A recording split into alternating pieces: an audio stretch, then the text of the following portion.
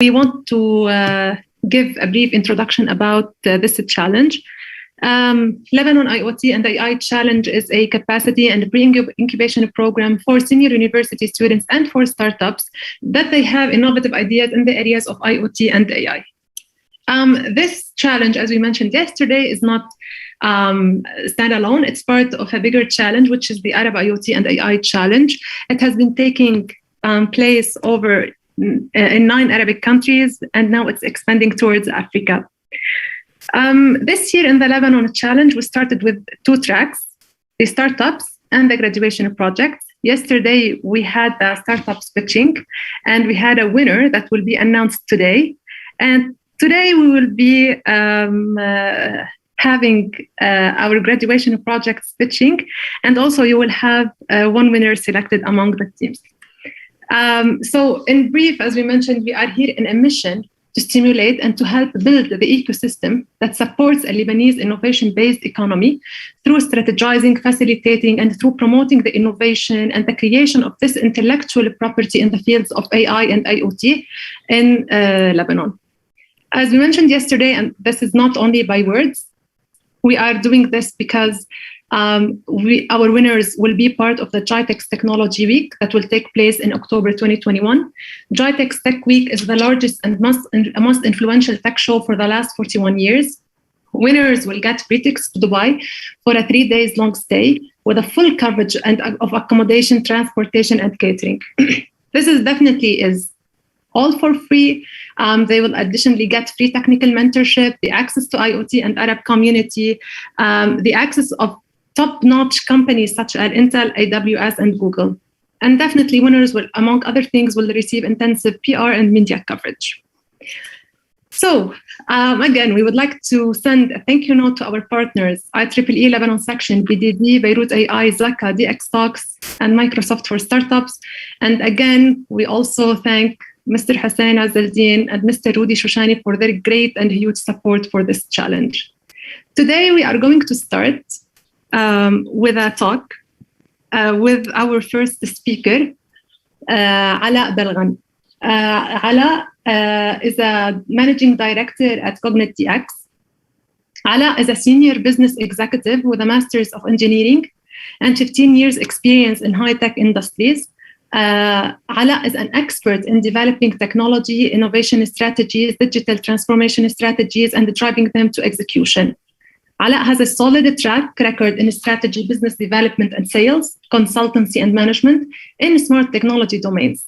He also has a regional experience in the GCC MENA with a wide active high-level network across multiple industries in 9 countries. He's an expert in monetizing technology and creating innovative business models from integrated solutions with a proven track record in creating successful digital products and bundles to respond to market gaps in several verticals. Ala, we are very proud to have you with us with this great bio, and we are very keen to hear your talk. So Ala, please feel free to share your screen and the floor is yours. Thank you, Sarah, and good afternoon, ladies and gentlemen. Thank you for having me in your event. I hope that everyone can see my screen and my first slide.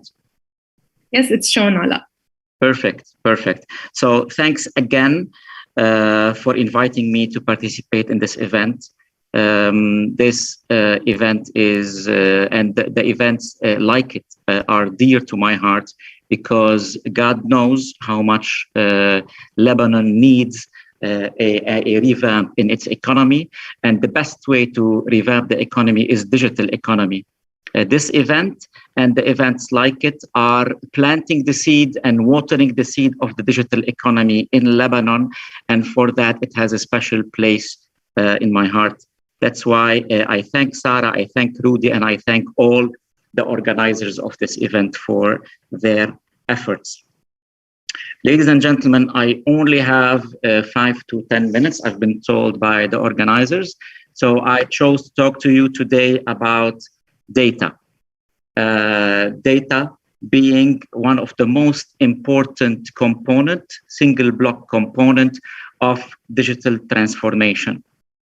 whether it's used in IoT, whether it's used in AI, whether it's used in blockchain, or whether it's used in security and wireless communication applications.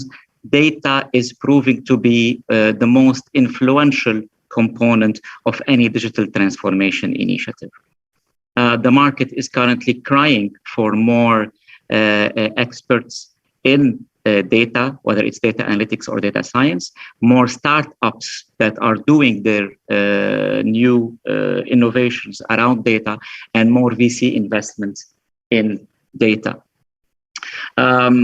Data starts to understand it. You have to start by understanding the different stages in its life cycle, from the ingestion side to the data engineering side and building pipeline, to data warehousing and building a single source of truth, to data serving, and most importantly, the end of it, which is predictive analytics and data science and AI models.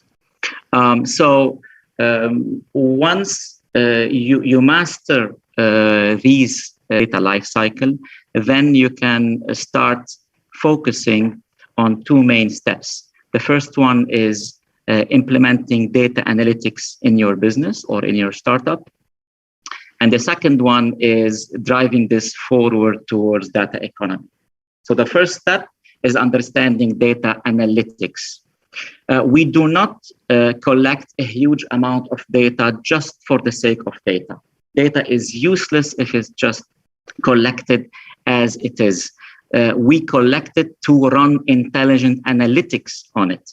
And by running intelligent analytics on it, it becomes actionable data, it becomes meaningful data, and it produces insights that can change a business, that can change an economy, or that can change a company or an industry. So analytics would be my first key focus today. And I would invite everyone to start reading more and learning more about the three different flavors of data analytics, whether it's past, present, or future. Past means batch analytics or historical analytics. That's analyzing data that is already there and extrapolating from it and understanding better what has happened. Real-time data or present streaming analytics, this is a very recent few years industry that starts to gain more and more ground, and it's becoming much more important in the world of social media, real life campaigns, and the like. And obviously the third and most important is the future analytics or predictive analytics using AI models. Once you master all these types of analytics, you can start then thinking about the business transformation around data, which is how can you now create a value for this data? How can you monetize this data? And then you can start thinking about innovative business models. For example, creating data exchanges where people can buy and sell data sets on it. At some point in the not so far future, data will become a balance sheet item, and it will become an asset on the balance sheet of most companies. We will start seeing business models such as data as a service or AI as a service, and sometimes data insurance. And this will create the revolution of data economy. Now, everything is better with a story. So I'm going to tell you two stories for the lack of time. I'm going to limit them to just two stories. There will be data stories, one in AI and one in IoT, and they're going to be from two companies. One small company in the US, maybe a very little known company called Tesla, and another little known company from Ireland called We Monitor Concrete. Let's start with Tesla.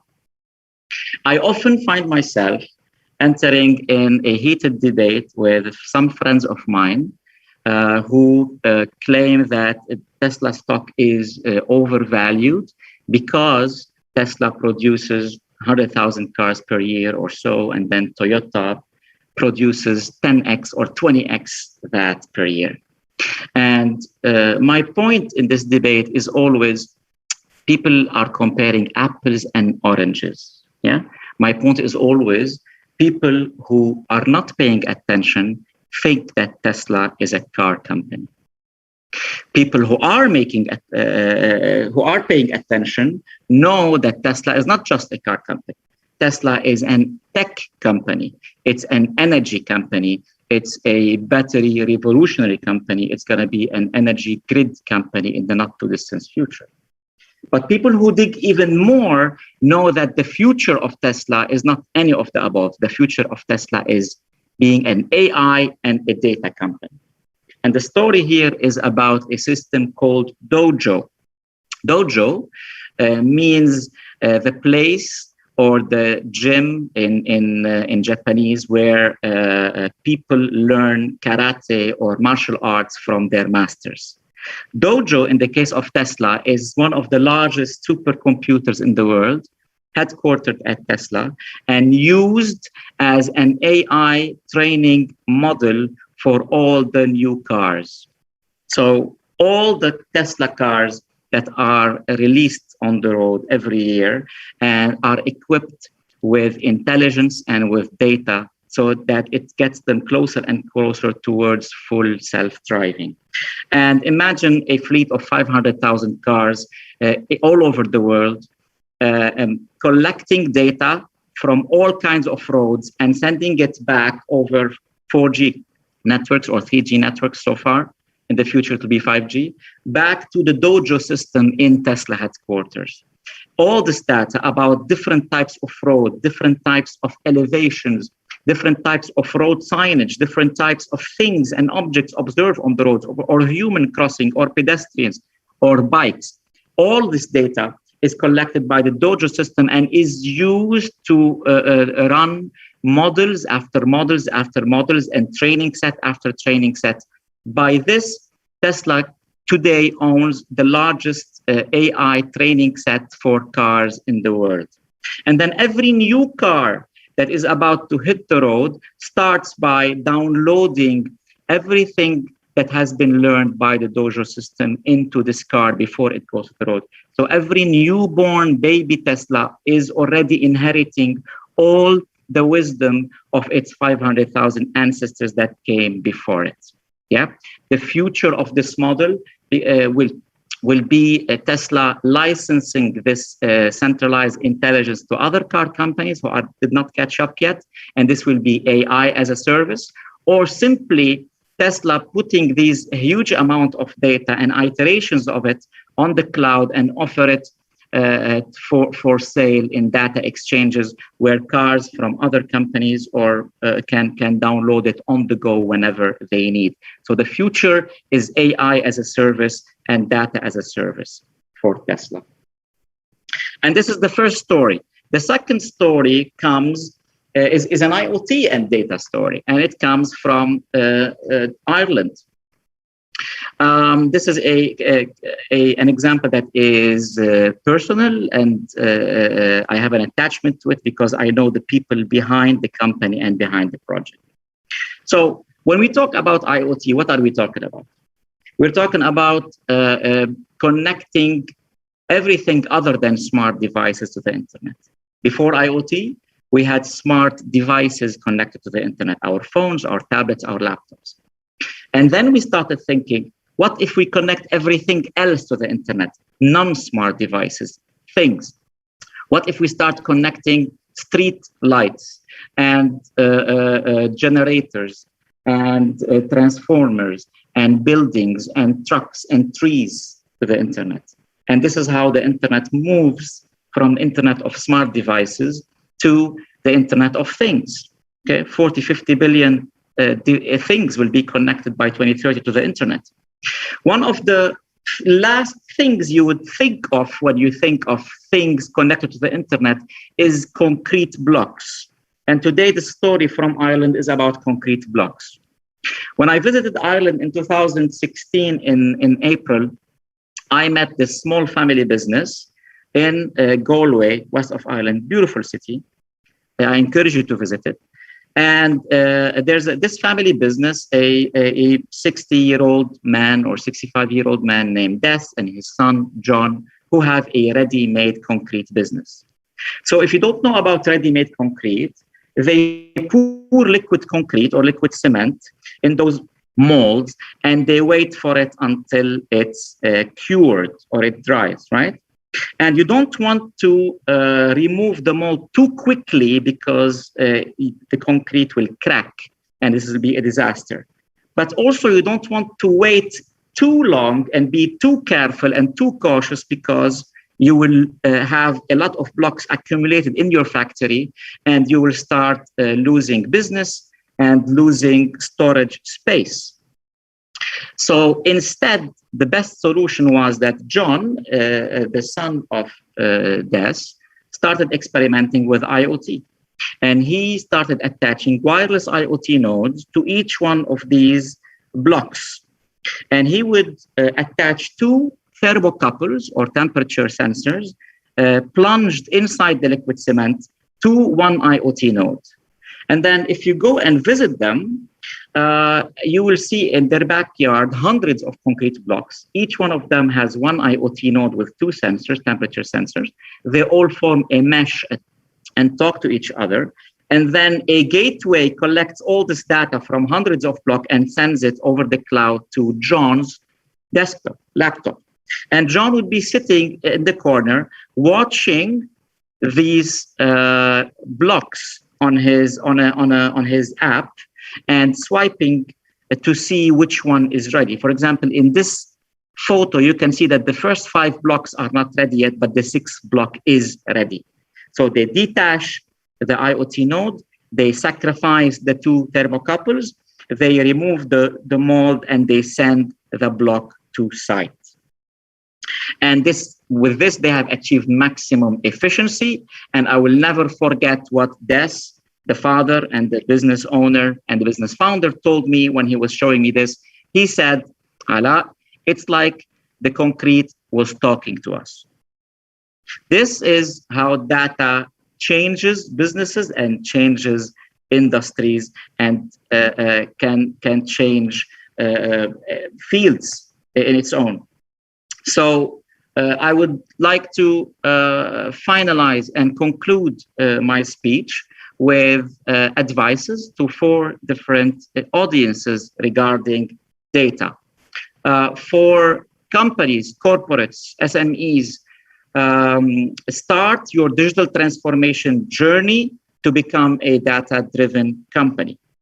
For fresh graduates who are just now hitting the market or who have not graduated yet, start learning big data, data science, and data analytics, because there's a big gap in the market and the market is crying for these kinds of expertise. Yeah. For startups, this is the right time to use your innovation to create something new around data, because this is where the next unicorn or 10 unicorns will be. And I hope they come from Lebanon and the Arab world. And for VCs and investors, this is the time to move smart money to the right place. And the right place is digital transformation, AI, IoT, and the data economy. Thank you for your attention and for your time. Thank you very much, Ala. I think this is one of the greatest speeches I have on a personal level heard. You just took us in a journey starting from data, and you linked this to AI, IoT, and you finalized with some great advices. Everyone is really keen to take this with. So thank you once again for joining us and for giving this great speech. Thank you very much. My pleasure. Also, definitely who wants to connect can be found on LinkedIn. We will share his LinkedIn on the chat. Thank you, Sarah. Thank you.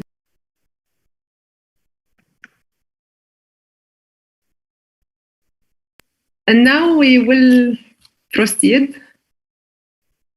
So thanks again to Ala. And now we will go to our graduation projects. Before we start with the graduation projects, I would like once again to welcome our judges. We have indeed a great pool of judges, and Startups yesterday was very happy with the comments that have been shared. I would like at first to welcome Dr. Carol Basir. Dr. Carol is an experienced associate professor with a demonstrated history of teaching and research in the higher education industry. She's skilled in VoIP, pre-sales, post-sales, in networking and network security. She has a strong educational professional with a DU in quality assurance in higher education focused in pedagogy from Université Saint-Joseph de Beirut. I would like also to welcome Mr. Gabriel Elzik. Engineer Gabriel is an experienced general manager, a serial entrepreneur with a demonstrated history of working in the information technology and services industry. He's skilled in negotiation, business planning, analytical skills, team leadership, and entrepreneurship. He has a strong sales professional with a master's degree focused in electrical engineering from ESIP, École Supérieure d'Ingénieurs de Beirut. We would like also to welcome Mahdi, who's joining us from UK. Mahdi is an experienced financial services consultant with a demonstrated history of working in the financial services industry. He has a strong finance professional skilled background in banking, credit analysis, credit cards, commercial banking, and credit risk. Dr. Mona Aitani, she's a renowned public speaker as a woman social entrepreneur and a change maker from Lebanon. She's currently an assistant professor of entrepreneurship at OSB, Alayan School of Business at AUB. As part of her research, she is a published author on entrepreneurship, women, ethics, and engineering education. And she became an entrepreneur after several years of community work, where she served as a chair of the IEEE Women in Engineering Lebanon section and a co-chair of Arab WIC from 2015 till 2018, where she co-founded Girls and AI, Girls Got IoT, where she trained over 3,000 girls on technology and engineering to date. In 2017, she founded Riyada for Social Innovation, a social enterprise that is thought to be a leader in social innovation and entrepreneurship, and providing high-quality training and unique innovation programs. And in 2020, she also scaled it to Shabab Lab. Dr. Mona was also selected among Unleash and Unleash Plus entrepreneur in 2020, and in 2021 she was a finalist in the prestigious WE Empower Challenge. And last but not least, again we welcome Mr. Rudy Shoshani. Rudy Shoshani has over 21 years of experience in the financial sector. He's specialized in the financial technology transformation. He is also specialized in ICT, corporate governance, risk and compliance, GRC, cybersecurity, and digital transformation strategies. He graduated from Stanford University with cybersecurity strategies and from UNISA in computer science. He's awarded as an executive leadership by PwC. He is a certified professional with many achievements and awards. He's the host and the moderator of DX Talk series, the digital transformation talk show, which I really advise to listen to this series. He's also an active speaker in numerous events in the MENA region and the Union of Arab Banks, member of the executive and board band coordinator of Strategy Committee in Digital Transformation Network. Also, he is a board member and the chair of ICT Governance Committee in Information System Audit and Control Association, senior ICT advisor for Lebanese IT Syndicate, a coach and mentor for different NGOs, and he was selected as top 50 global thought leader and influencer in technology field. Welcome again, our judges, and we will go to our first graduation project with Hadi Hassan. The graduation project is named Smart Home. So Hadi, please feel free to start.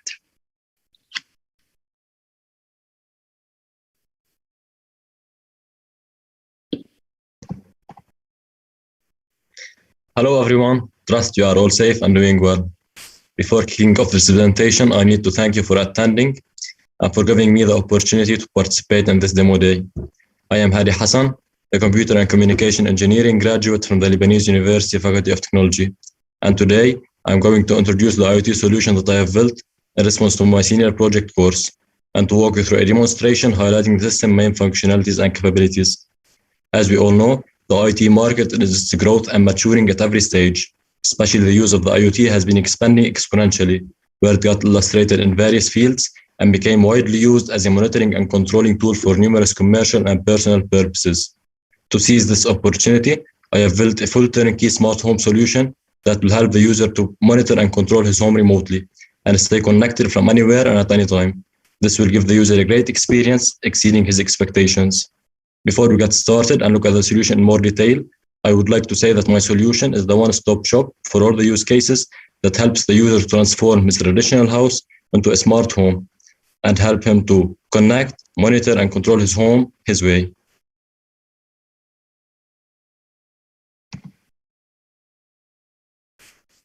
Starting with the agenda of this presentation, I'll state the objectives behind my project. Then I'll introduce the solution components. After that, I'll mention some of my project use cases. Then I'll shed the light on the system features and capabilities. And finally, we reach the most interesting part, which is the system demonstration. And following the typical practice in all presentations, the last section will be for your questions and comments.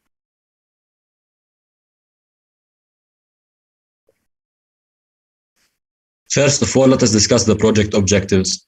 You know, forgetting the home appliances turned on consumes energy, and it's a waste of money. Even more, arriving at your home where the AC isn't maintaining a comfortable room temperature is irritating, or running to take a bath and there is no hot water is an annoying and challenging situation that no one likes to experience. So my solution solves all the problems that I have just mentioned, as you can monitor, control, and automate everything at your home remotely with a few clicks from a central web and mobile application in a secure and reliable manner that makes your life easier and convenient. This slide presents some of the problems that people suffer from and the solutions that my system offers.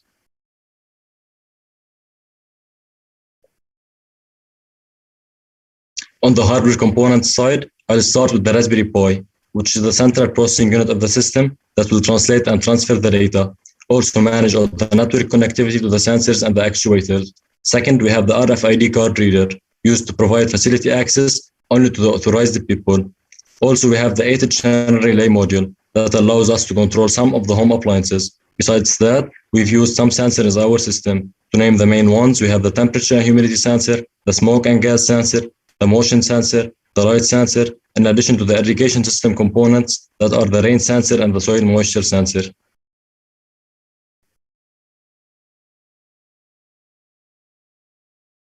I'll start the solution use cases by the automation and monitoring use case that offers monitoring, controlling, and automating everything at your home using the 8-channel relay module.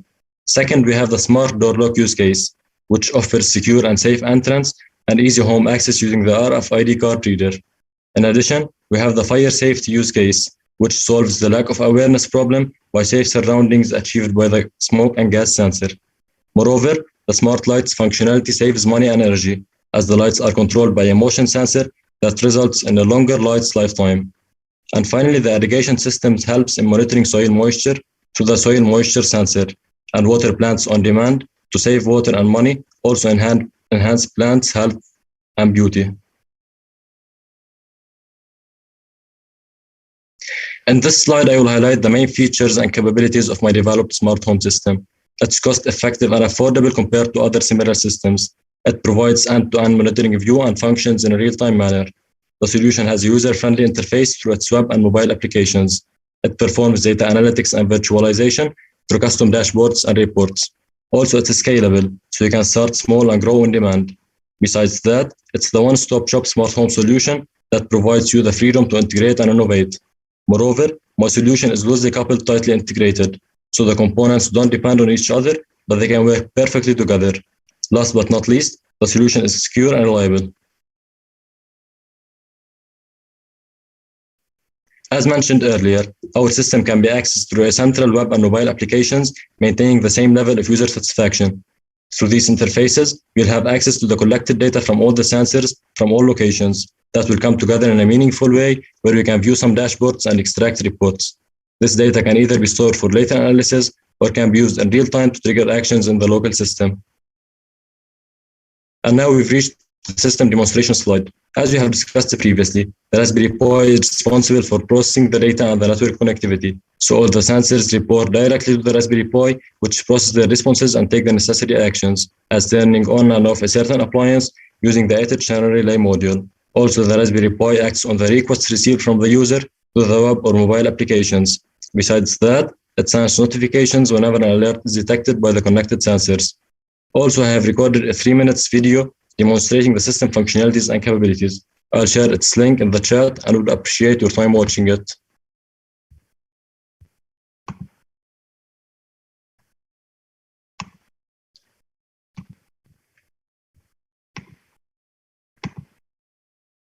And that brings us to the end. I would like to thank you for your time and attention. Please go ahead and pitch your questions. Moreover, I'll be more than happy to hear your feedback as well. Thank you very much. Thank you very much, Hadi. That was great. And Thank now you. we will leave it to the judges. Judges would like to start. We can start with.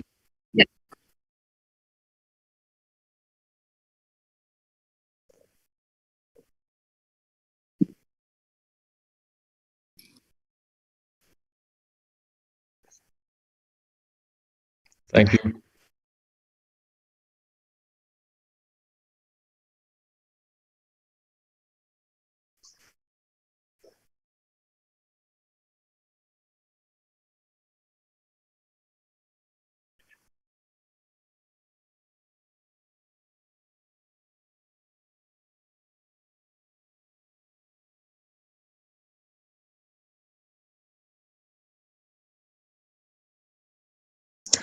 Okay, the novelty. Yes, I got it. The novelty in my project is by collecting all the systems in the market in one system. I mean, I provide several use cases. The irrigation system is a specific system in the market. So I integrated the irrigation system, monitoring and automation system, smart door lock, and many others in one system. This is the main novelty of my system. The second novelty is that it's almost the cheapest system you can get in the market right now. Almost it ranges from $100 for a specific use case and can range maximum to $800, which is considered pretty much very cheap, considered with the offered systems in the market at the 3M control solutions that offers the same as my solution, around $4,000. And also we have the Smart Things company offers smart homes, but it's mainly integrated to children to monitor your child and that stuff. It offers around $1,000, and it's pretty much simple with respect to my project. So my project main novelty is that it integrates many systems in one system, and it's pretty much very cheap. Hope I answered your question.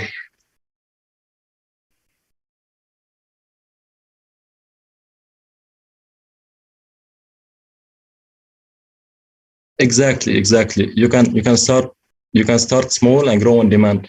You can almost anything in your house you can integrate it to our system to turn it off, on, or modify it as you want. Like the water heater, the refrigerator, ACs, anything you can connect it to our system and control it remotely from our web and mobile applications.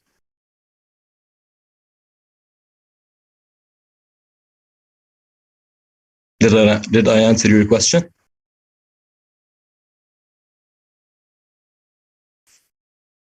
Thank you.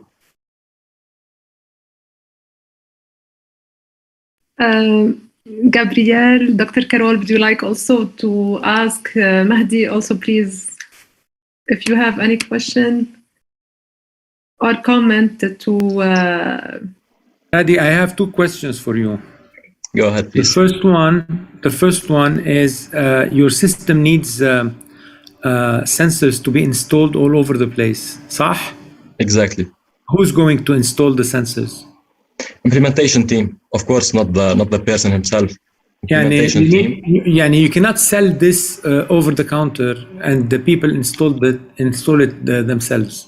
Actually, it depends on what he's buying. If he's buying the irrigation system, yes, it's pretty much easy. He can install it himself.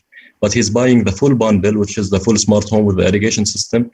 Yet it's need an expert team to implement it in his house. So where are you planning to sell this? In which countries? Actually, the main market right now is the UAE.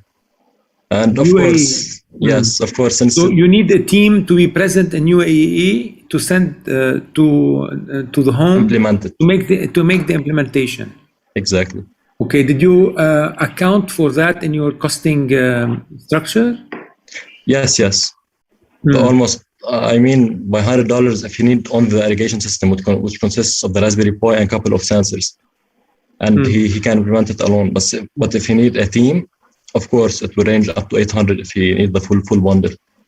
يعني $800 it includes the equipment, the sensors, the software, yes, everything. and the implementation team at home. Exactly. كله هيدا $800. Exactly. How much do you make on the $800? How much? What is your margin on the $800? If this is the case, around 20%. Around 20%. Exactly. Okay. Of course, there is. Yes, go ahead, please. How many potential customers would you have with those prices and this margin? Actually, I didn't understand your question right well. Can you repeat? كم زبون معقول يكون عندك؟ Actually, I'm targeting all adult ages. I mean, from 18 years up to 80 years. Yes, give me a number. Give me a number. Tell me, I'm targeting 100,000 users first year. Actually, I don't have a specific number, but I can target at least 10,000 How did you make people. your calculations to see if the $800 is feasible or not? Actually, I have contacted several implementation teams, and based on these prices that they have offered me, I have say my prices. But right now, it's still I haven't sold anybody. Yeah, بالضبط قصدك. Your calculations are loose. Actually, okay. You need to know something. I didn't sell it to anybody right now. I understand. I understand this. I understand very well. No, fine. But you have to make better calculations. And then, how are you going to sell it? If you are making only 20% on the sale, how much are you going to spend on marketing, for example, on advertising, on social media, on brochures, on seminars? What is the margin of your resellers if you are going to have resellers in remote areas? Thank you for your comment. Calculation تبعيتك. I would like to say that calculation تبعيتك okay, if you are making only 20% of the sale, okay, fine. All right, thank you. You're welcome. I'm sorry if I didn't answer you well, but that's my expectations. I am a communication engineer. I am. Yes, I understand. No problem. IT. I don't understand very well in sales and that's things. Fine. Thank you. Thank you very much, Gabriel. Gabriel's comments are always just on point. I think Mahdi has I think Mahdi has a question for you also, Hadi. Go ahead, please. Yes, well, more of a comment than a question. Hadi, firstly, well done. I think you made a very, very good presentation. And as you were presenting, I asked Sarah a question via direct message, and she answered the question. So I am able to sort of look at things differently. We did a lot of, we sort of looked at some startups yesterday, and we were looking at them from a very business point of view. You, of course, are doing this as a project. As you just said, that you're an engineer and you've done this from a technical point of view. Exactly. And as Gabriel was pointing out, there's a lot of business-related questions which you haven't explored yet. So my comment really is that as an entrepreneur, if you want to take this business, if you want to take this thing to be a genuine business and build it as a business, you need to go through 3 gates effectively. One is to see whether your product works or not. And you're doing it, it works, I'm sure it works. Exactly. The second thing, which is what Gabriel was pointing at, you need to see whether anybody will buy it at a price where you are actually able to make money. You cover your costs and you make a reasonable profit. And are you able to sell it at a scale that makes it all worthwhile? So the product needs to work. You need to be able to sell the product. And the third thing is that you need to be able to sell it at such a scale that anybody would be interested in putting money into it. So you need to be able to grow and that business. So I think that journey is ahead of you. Currently, you focused on the product, and from that point of view, it looks good. Whether there's a market for it or not, I don't know, but you need to explore that. Thank you. Thank you, Mahdi. I would like to say something that the similar systems to mine have each system have almost more than 100,000 customers. So I think the future is IoT and smart homes who don't like to turn off or on any appliance remotely. It's pretty much no one doesn't like it.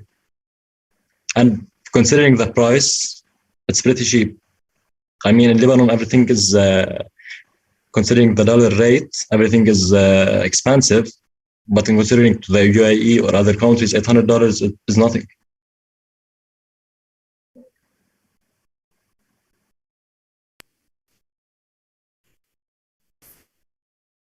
Thank you very much, Hadi, for this.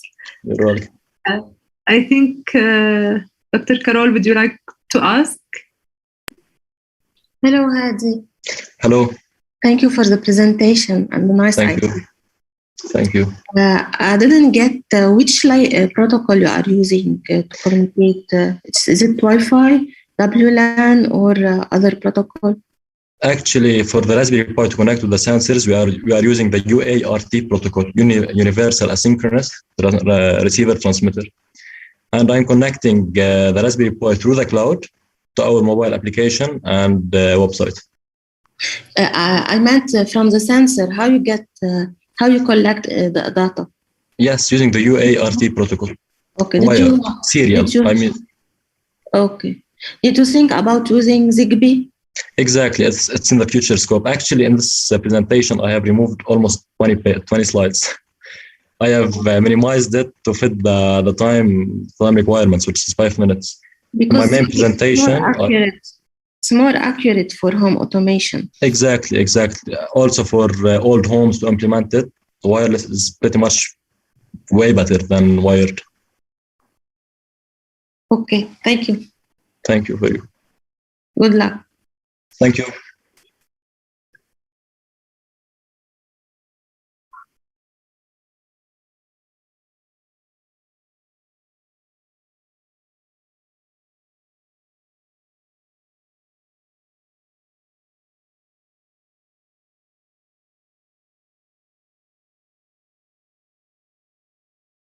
Exactly. If you want, I can share a Google Drive folder. I have almost everything in it. The presentation and a long video, 14 minutes, illustrating almost anything in this project. And a better way, of course. I can share it, the link.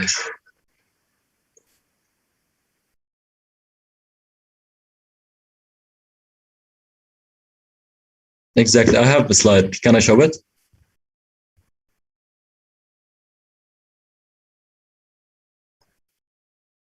Okay, thank you very much. Thank you very much, judges. Thank you once again, Hadi. That was very well done. Thank you. Thank you once again. Right. We will surely, judges will be discussing later on. Now we will continue with the second graduation project, which is YG, with Dana Abi Badra, Riwa Karam, and Tia Jrej.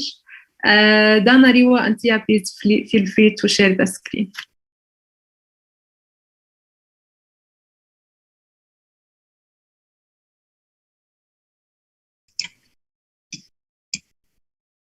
Okay, hello everyone. Can you see my screen? Yes, it's shown. Yes. Okay.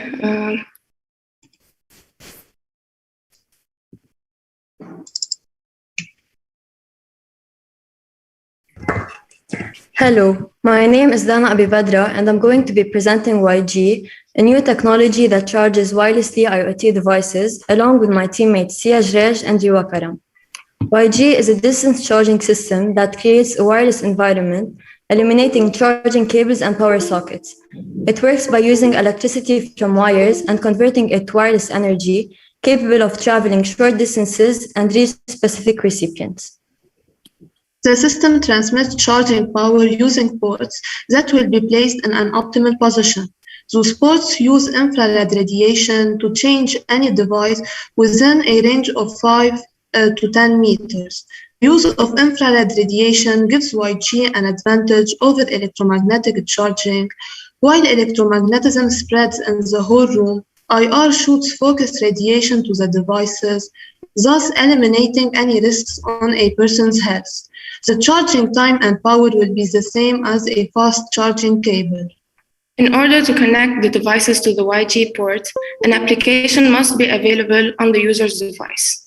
This application will be available for free on the App Store and Google Play.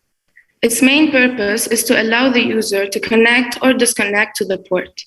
The charging process starts as soon as the connection is established. Once a device is connected to any YG port, it will be recognized by the whole network. The user will be able to connect directly, anywhere and anytime, to any other public port. This is due to the fact that YG will be connected to an IoT network, such as LoRa or NB IoT.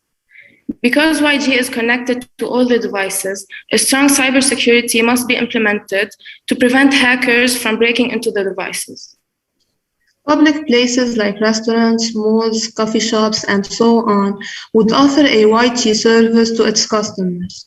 On one side, this would provide us with the publicity we need to introduce the word to this new system.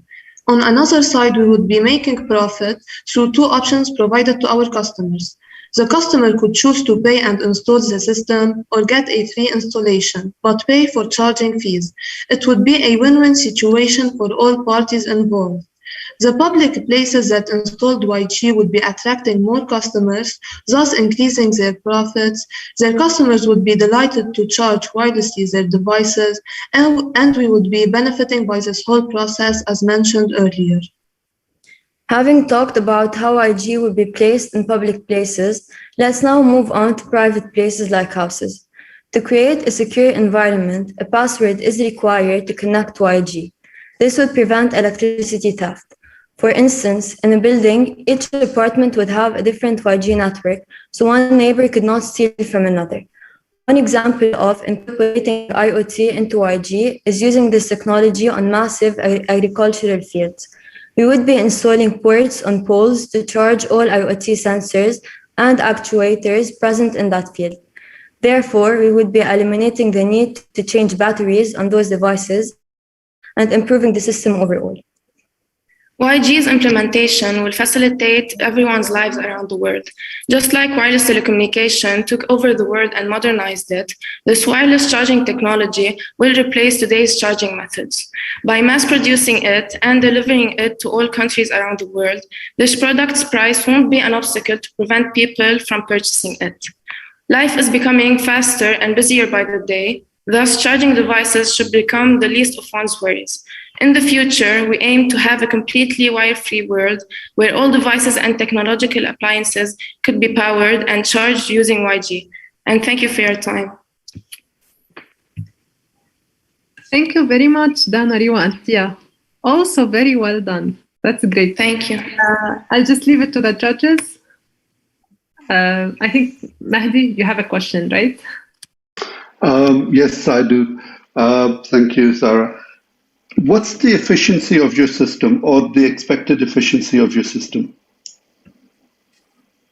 We think that with this product, with the system that we are elaborating, the use of charging devices will be eliminated completely. And even in the future, all electronic devices and appliances even won't need any charging cables or charging to even power the device. So that would the main objective is to eliminate any charging cables. Sorry, I understand that. My question was, how efficient is this? You wouldn't believe this. I did study electrical engineering, but I never practiced as one, so I can't even wire a plug now, but I supposedly did study electrical engineering ages ago. You have losses in transmission lines, you have losses when you use wireless process. How efficient is your system? If I'm producing 100 units of electricity and I'm now wirelessly transporting it at short distances, how much units am I getting at the other end? We chose IR radiation because it will be more efficient than the technology that we have today, like electromagnetic charging and etc. So Actually, I'm sorry, losses Yes, will go be ahead. very minimal. So the devices can, the power can be 10 times more than cables sometimes and batteries, since it shoots directly to the device. So the cables there won't be any losses in cables. Okay. And is there something similar out there? And if not, are you able to patent this? We researched this and we found out that there is research about this. There is not a product, a finalized product in the market. So this is still under research, and we are researching it as well. And if we succeed before other competitors do so, we could maybe get a patent and be successful in it. Thank you. Thank you. Thank you very much, Mahdi and ladies. Rudy, Gabriel, Dr. Carol, would you like also to ask? I think Gabriel has a question. I have many questions, but first thing, this is a product that doesn't exist, صح? True. Yeah, it doesn't. Okay, so you are supposing that you are going to be able to achieve it. Okay? Yes. Okay, Yes. so هلا يعني we are not sure that you will be able to do that. Are we sure? We can say that we can be 90% sure because the research that is already on the internet is pretty strong, and there is one prototype, but it's not strong enough. But we hope that in the next years in our college education, we would be able to do it and produce a completely working product. Yeah, we may find the solutions for the problems that did not work before. Okay, how can you be so sure, for example, that you will be able to charge iPhones using infrared? iPhone don't have an infrared device. Receiver or whatever. Yeah, that would be, go ahead. We actually thought about covers or a plug. The plug would be inside of the charging cable. We put it in its place, so it attracts the IR radiation. Or the same thing could be applied to the cover, but the cover would be a little more expensive. So it's kind of. Can you go back to the slide in the restaurant and the other one after it in the field? This one. This اللي قبلها بعدين هاي. Okay, so this is something, and in my opinion, this is a brilliant idea. You go inside the restaurant and you get charged just by using infrared. Great. Okay, the business model behind it ما فهمته. The business model behind this ما فهمته. People who are not going to pay money for it.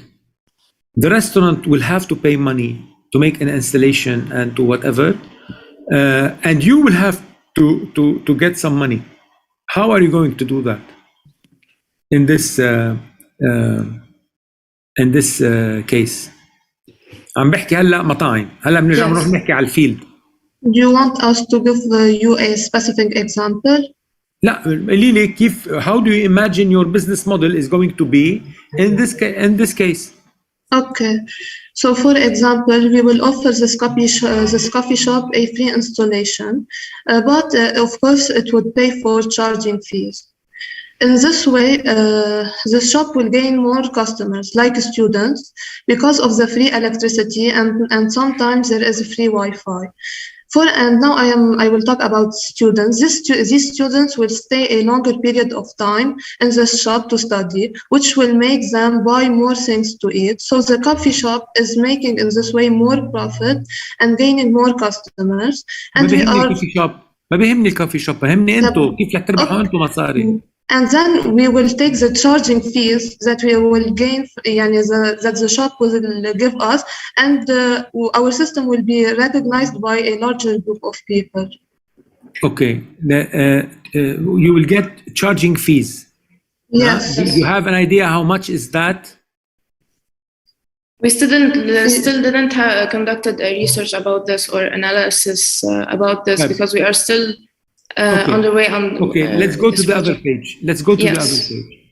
Okay, this is extremely interesting also, but today what is installed in the field is the kind of sensors with batteries that can work for 2 or 3 years. Okay, they don't need to be charged. Yes, but if you are going to install your devices with your sensors, you will have different kind of sensors that are more costly with an infrared receiver. But it's a long-time investment. It's a long-time investment. Instead of changing batteries every 2 years, YG doesn't need the maintenance of course, but at the same time, the sensors will have new versions, and they will be capable to collect more data than the old sensors. So people in the field are interested to get the new versions of sensors that will give them the potassium level, the whatever other chemicals levels, plus humidity, plus temperature, إلى آخره. Today, they have a limited number of parameters that they are getting. Tomorrow, they will get much more with using the same kind of sensors. They have an interest to change the sensor. Yes, but what we would be adding is that, for example, if there was an update in the sensors, we would be guaranteeing a 24-hour work of these sensors. For example, now they just use it for 10 minutes and they shut them off every 2 hours, for example. We would be powering up these sensors 24 hours and sending these signals and data to the system every second. So we would be okay, I will not discuss the technicalities لأنه it needs to be thought of, but the business model of this, how are you going to make money out of this? Yes, we were thinking, for example, for companies like agricultural companies like who have fields like this example, we would be like we said earlier in this slide, they could just install and pay, and then we would move on to another project, or they could have a free installation, and like for restaurants, we would be getting charging fees. So this is the main 2 plans that we have in mind. Okay, have you tested that your product is needed? I mean, we did. Yes. It is needed. Yani you feel that it is needed and you did not ask anybody else? We did ask around. There are a lot of researchers about this idea. No, I don't want researchers. I want to understand if you have asked people around you. Yeah, we did ask if they would buy the system. Okay. All right. Thank you. Thank you. Thank you. Thank you very much, Gabriel, for this input. Thank you again, Team YG. I think Rudy and Dr. Carol also have questions. Hello. Hi. Thank you for your presentation. Thank you for your time. I have one question. If you can explain it a little bit more. For the last slide. This one? No, the last. This one? This one. Okay. So you have transmitter of infrared. Yes. Yes. And you have the user catching this infrared transmission to power their devices. What is the lifetime of this transmitter? Did you check the port itself? Yes, sir. The transmitter where you're implementing on the network. Okay, not the devices. Yes. هول اللي حاطينهم على البوتو إلكتريك. Yes. Okay. What is the lifetime? We didn't really calculate the lifetime because we are still under research for this project. Yes. No, I recommend to check about it. Okay. And you compare your solution against existing one. Okay. Okay. There is no existing ports that work and are on the market. No, and not using infrared. Other solution. Oh, the only thing that is working is electromagnetic charging, and it is not not really safe. Not really safe, and it's not. It doesn't give just.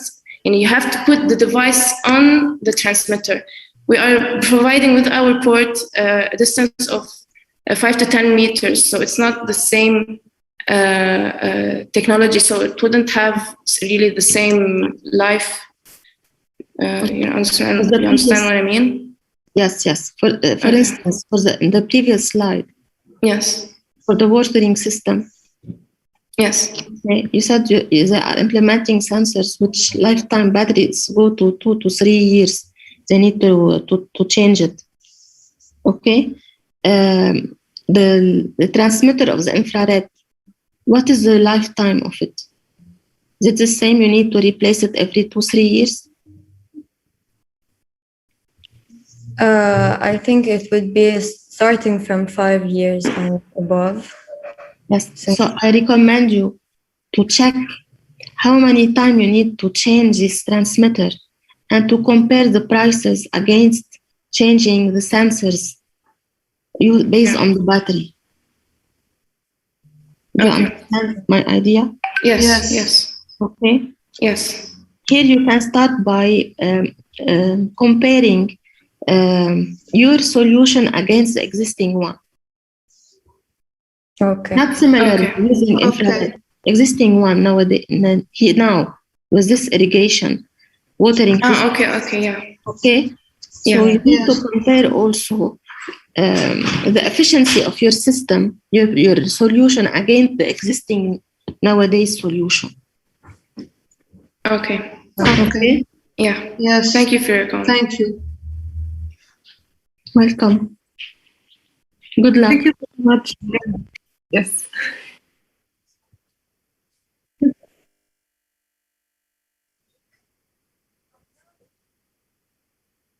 Thank you.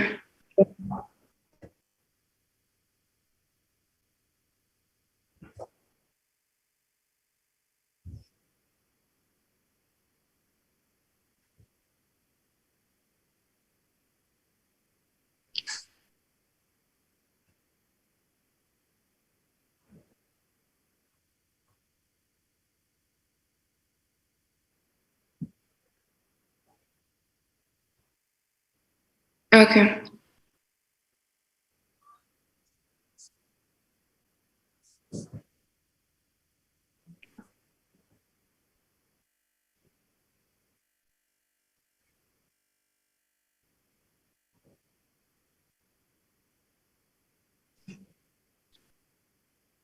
Okay.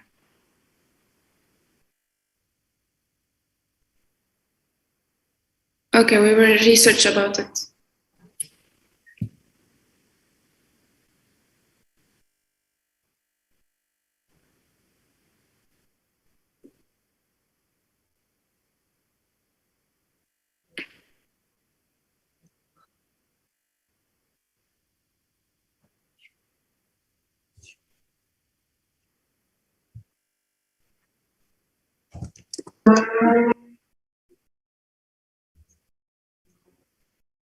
It will be something that doesn't.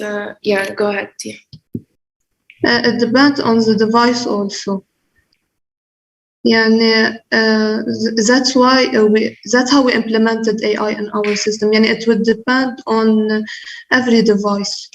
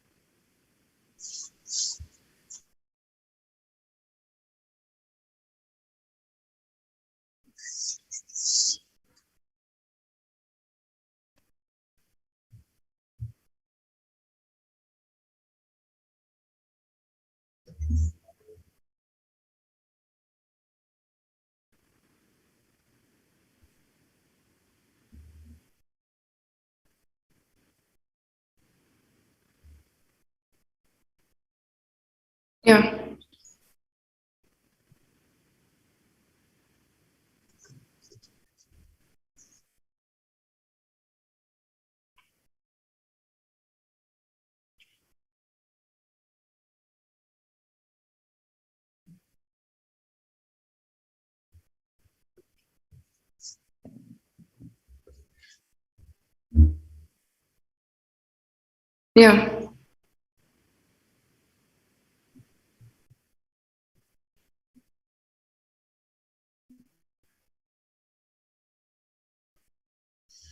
Thank you. I just want to comment on this. With our research, we found out that the speed won't be affected. So it will be as if you are charging with a fast charging cable. So I don't know if that.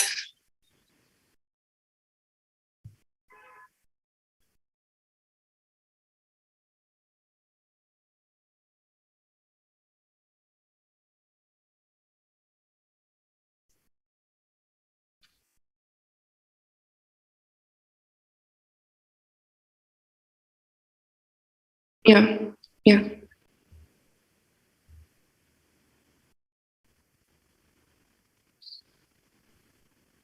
Okay, thank you. Thank you very much, judges. Team was doing very well. Indeed, this is an impressive idea. Thank you once again. Thank you. Now we will continue our demo day, and now we will move to a topic which is security in AI and IoT. Hassan Shukr will be telling us more about this. Hassan is better known as Hakirji. He's a cybersecurity penetration tester and bug bounty hunter and speaker. He has over 6 years of professional experience in the field. Hassan also earned multiple awards, including Google Hall of Fame and Most Valuable Member LAU Club Awards. He's also trained on advanced infrastructure hacking, ethical hacking, and GDPR. And we truly believe that everyone who is starting a project in IoT and AI would be in need of a cybersecurity knowledge. So let's go to know more about this with Hassan. Hassan, please feel free. Hello, everyone. I want to thank you for the opportunity. I'm really honored to be here, specifically with the whole IoT craze out there. As always, I don't really like to use PowerPoint slides, so I'll just be your PowerPoint for today. Basically, what cybersecurity is putting away processes, technologies in order to protect technologies, network, devices, etc. As penetration testers, we are your worst nightmares. Today, you guys are the future of technology. Your projects are going to define how our technology field in the country goes, how the IoT ideas that comes from this country will be implemented, and at the same time, the level of innovation that we need to all practice in order to keep our presence within the cybersecurity or within the technology world. For me personally, I'm your worst nightmares because I'm the guy who's gonna ethically destroy your products, who's gonna ethically try to put you to bankruptcy, and who's gonna ethically try to destroy your businesses. Why am I saying that? Hackers around the world are trying to come up with new innovative way to break into organizations and destroy their business model. And that's exactly what we do, but we do it in a different way. I'm a bug bounty hunter, which means I target big companies with a specific scope, like Google, like LinkedIn, like Facebook, which I'm all of their Hall of Fames, and I found bugs in them. And by the definition of a bug, it's an issue within the system that would allow a user or a malicious actor to be able to execute something on that system without authorization, which means I'm not allowed to do something, but I found a way to do it and I can hurt that company. So what I do, I report it to that company, they give me money, I get put on the Hall of Fame, everyone is a winner. But not everyone is the same as Hakirji, not everyone is ethical. Many people will try to break into your businesses, to ruin your lives just for the fun of it.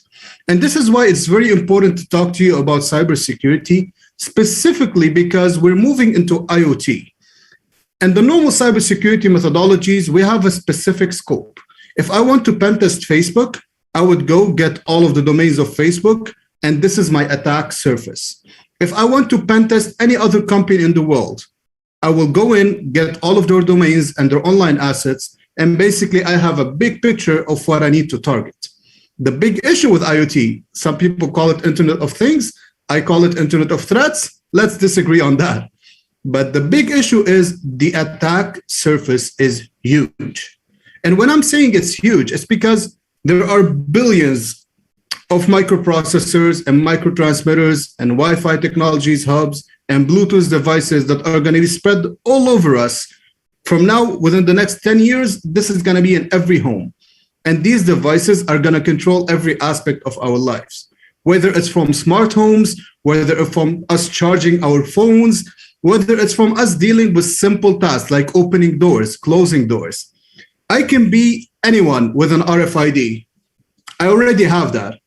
I was a bank teller once. I was a guy that shops online. I was the CEO of a major company at some point. So trust me, a hacker can be anyone. Also, I can basically steal your data, which is your most important asset, and store it on one of these. And if I went into your company and came out with one of these, basically you lost all of your assets, which is your data.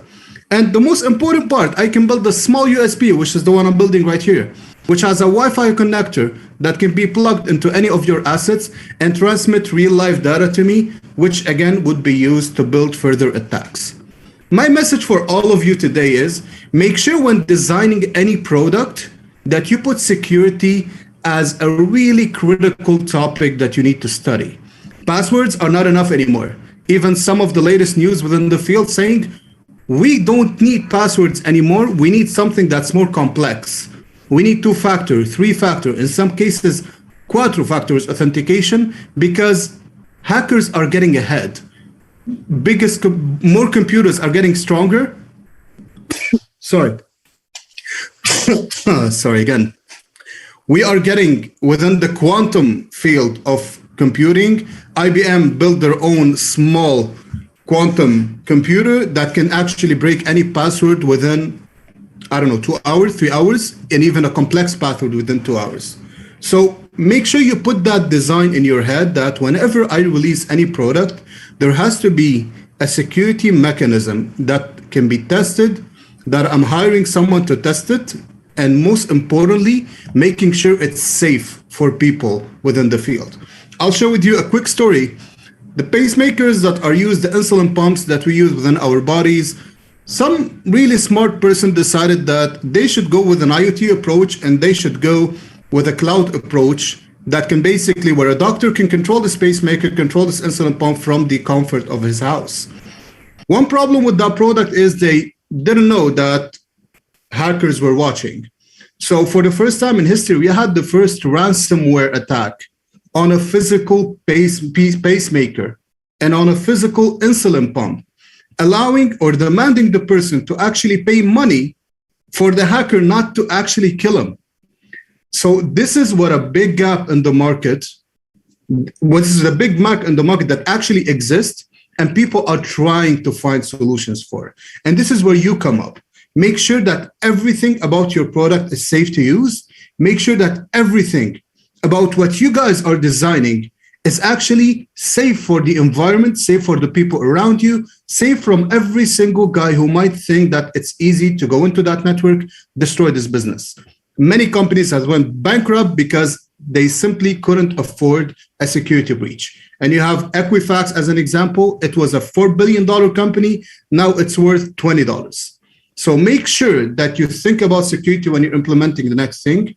Make sure and believe it in your heart. You guys are the future of this industry. You guys are the future of technology in Lebanon.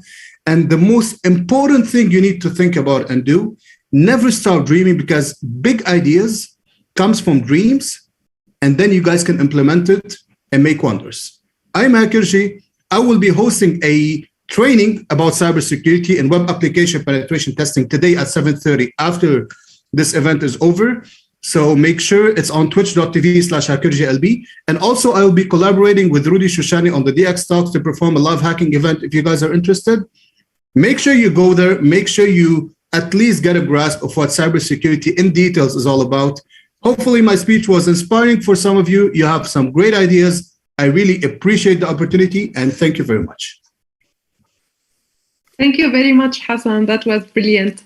Again, I just want to emphasize that if someone is really interested into knowing more about cybersecurity, Hassan will be holding a Twitch event. Also, the X Talks with Rudy Shoshani and Hakirji will be holding many events online. So if you are interested, please feel free to reach out and get in touch with them. Thank you once again. I hope this talk was inspiring again. And now we will move to our third participant today, which is Khaireddin Barini and his graduation project, Smart Traffic Systems. تفضل خالد.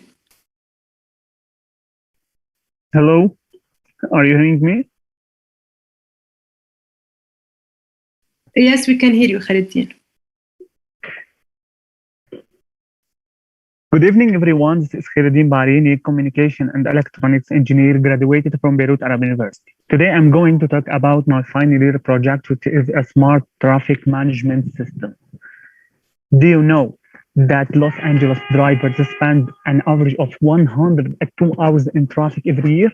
And the traffic congestion typically leads to an increase of fuel consumption of 80%. Do you know that $305 billion is the road cost in the US in 2017? Do you know that $1,445 is the average cost of each driver in the US per year? Do you know that the US Energy Information Administration estimates that 33.1 billion metric tons of carbon dioxide generated each year? There are some existing solutions, but unfortunately they are inefficient, like smart traffic light management, enforce existing road traffic loads, improve bus services within roads, and as we mentioned, they are inefficient and costly. Let's talk about our solution. This project is discussing a smart traffic management system that communicates with all vehicles at the same time, trying to collect data, then analyze this data to find the best road for it to pass by without any congestion, as well as much as low congestion. This system is a smart centralized system, tries to trace the route at networks and use the graph theory to solve our problem. Our goal is to reduce total waiting time, toxic emissions, fuel consumption, and to decrease the noise. How it works? Our solution will be, or our software will be collecting data from vehicles, and we already know the destination of each vehicle. Then we will collect some information about the surrounding of each vehicle after calculating the capacity of each road, and this will be already in the system. Then the system will analyze the data, and according to some models we build according to some data we collected about each road, we will use AI to and for third-person algorithm as graph theory to route the vehicles to the best destination. Our software, we studied our solution under 4 cases: controlled with priority, controlled with traffic light, random with priority, random with traffic light. To be honest, we are working on the controlled with priority. So we will give each driver the priority, but we are controlling its journey. The controlled with traffic lights, unfortunately, it is inefficient. The random with priority, random with traffic light, they are dangerous. We can see, we use the Sumo simulator to simulate our networks. From the Sumo simulator, we got the output as an XML file, then will be part to CSV and will be visualized in Power BI visualization. We can see this dashboard demonstrate how we were comparing our the results and the 4 cases we have mentioned. This network we have built, and it's not a real network, but we are working to have a new real network using OpenStreetMap, and we will see this. From this chart, we can see that the total waiting time in the case of controlled with priority decreased around 97%. This is a logarithmic scale. Also, we can see in this title and this chart, HC, PMX, fuel, NOx, these results demonstrate that the control with priority is the best case between the 4 cases of traffic. And for the CO2, the same thing, CO, the same thing. This road is from Tripoli, Lebanon, and we will start modulating each road, and we will have some tasks around our university to do our tasks. We can see for the timeline of our project. For the end of this year, we are going to build the software, then we will test the solution on Arduino-based network, then we will test the solution on a real-world network. These results demonstrate how this project will reduce the emissions of CO2, CO, NOx, PMX, HC, and the noise will be decreased. And of course, the total waiting time will be decreased. Thank you. Thank you, Khairuddin. Also, we'll leave it to the judges. Judges, Rudy. I'm sorry إنه أنا ما كنت منتبه إنه الكاميرا مسكرة. No worries. Sorry for that. I think Mahdi has a question for you, Khairuddin. Okay, of course. Same question I asked the other group. What's the IP in it? I didn't hear you well. Sorry, say again, I missed that. Really, I didn't hear your question. Can you repeat, please? Sorry. So is there intellectual property in it? Is it something that nobody else has done before that you can go out and get a patent on? I'm facing a network problem. I'll write on the chat. Please, can you please? I don't know why. Yes, I'm sorry for that, but I'm leaving my home. Unfortunately, I'm in a restaurant, and the internet situation, you know.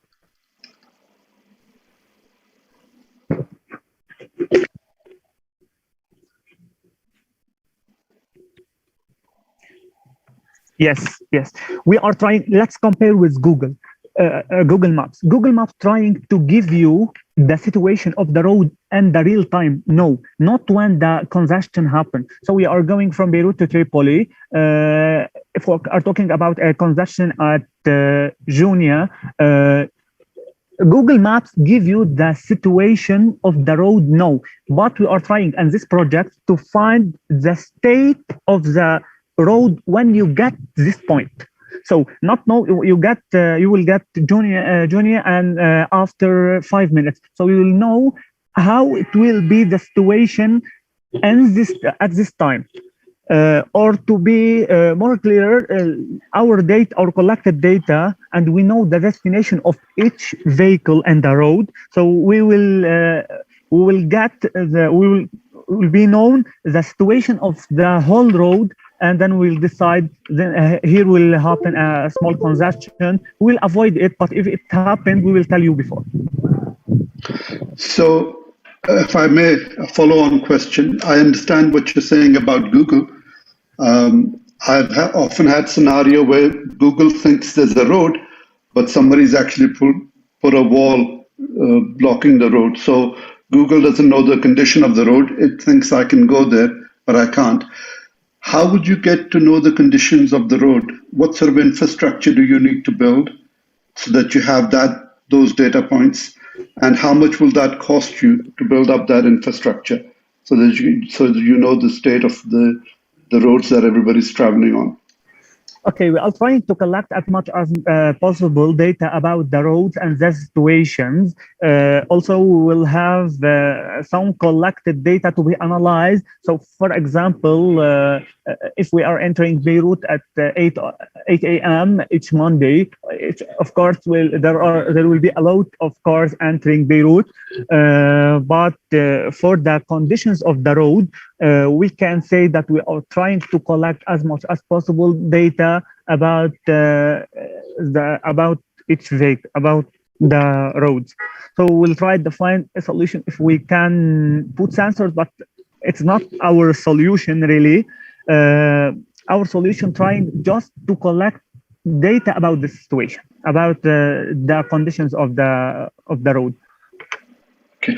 Have you come across or used Waze, which was recently bought by Google, bought a few years ago by Google? The first part I didn't hear it. Have you used a navigation tool called Waze, WAVES? No. Okay, it's an Israeli startup that Google bought. And what they do is they have all the users on it provide information real time. So it tells you, I use it a lot, and it tells you if the road is broken, if there's a traffic jam, if there's road works, or if there's congestion and so on. So you may want to have a look at what they do. But they're able to get information on the road because they've got a lot of users providing that real-time information. So if I happen to be about to go on a road that somebody has gone on 5-10 minutes earlier and they've reported a problem, I get to see that problem. Please send me the name of this application. I want Sure. I'll DM it to you now. Thank you so much.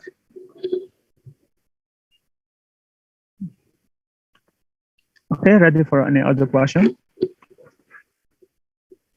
Dr. Carol and Rudy, would you like also to ask Khairuddin and Gabriel a question? Yes, I have one question. Hello. Hello. Thank you for the presentation. Thank you. I have one question. Did you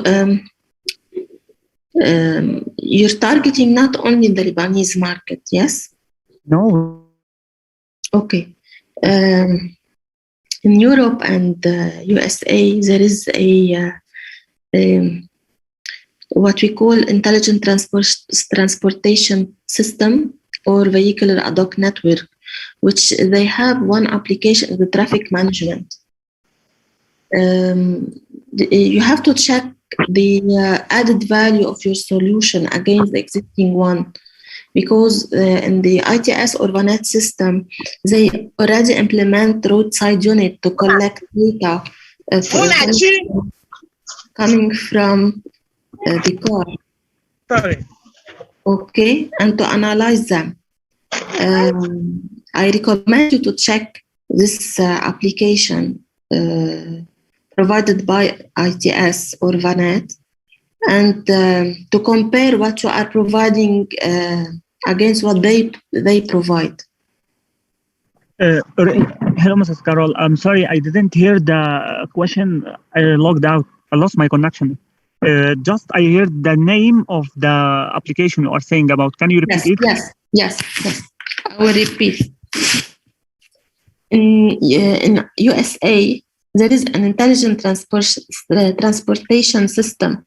And in Europe also, there is a network, what we call the vehicular ad hoc network, where both they do provide multiple application like safety application and also traffic management. I recommend you to compare your solution against also what is provided by the traffic management provided by ITS and VANET, because both of them, they implement a network where you have roadside unit implemented on the way, highway and the roads, okay, where they collect data and they take this collected information to the system, to the infrastructure to analyze it. So you have to, I recommend you to check what is the added value of your solution against the one provided by the ITS system or VANET system. Thank you so much. I will look for it, of course. Thank you for your notes. Welcome. Good luck. Thank you. Thank you, Dr. Carol, again. Thank you very much. I think also Rudy has a comment. Yeah.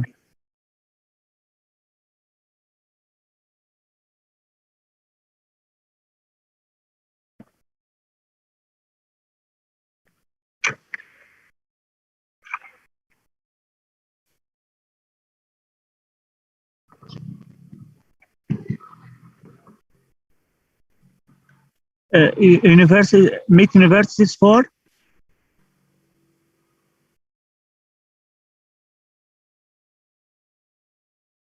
Really, I started the project with my final year project with my doctor, and I will be continuing it with my master's.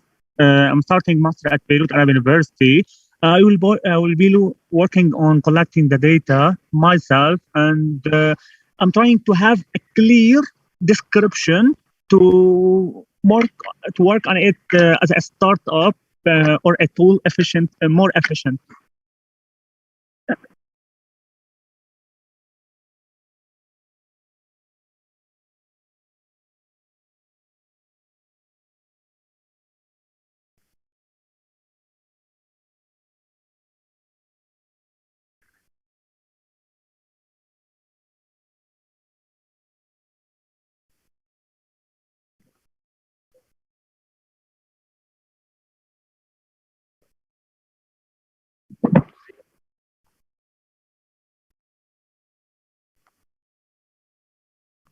Yes, I will be contacting them, of course. Thank you for this. Thank you, Rudy. Thank you again, Rudy, and thank you, Khalid. Gabriel, would you like also to comment on Khalidin's project? No, thank you, Sarah. No, I have nothing to ask. Just I have one comment. Sure.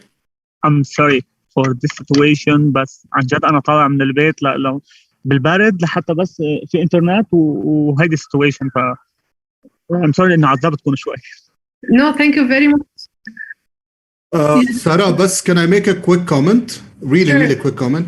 Sure. Khalidin, if you really want to have more data about the traffic, I have some connection within غرفة التحكم المروري, and I know they collect a lot of data. So in case you feel that you need any support in those talks, or if you want to meet up with them and have any question of them and propose something from them or to them, I will be always ready to help. So just putting that out there, if you feel like you want to take it, you know where to find me. Thank you. أنا بالجروب تبع الكلاس إن شاء الله. Thank you very much again. Also, Hassan, thank you very much. And now we will move to the last team because one of the teams didn't make it today. So now we are going to be with intelligent firefighting system with Christopher Khouri, Hussein Mansour, Jor Aide, Nancy Al-Fatayri, Raida Diab, and Vivian Tome. Team, please feel free to share and to start your pitch.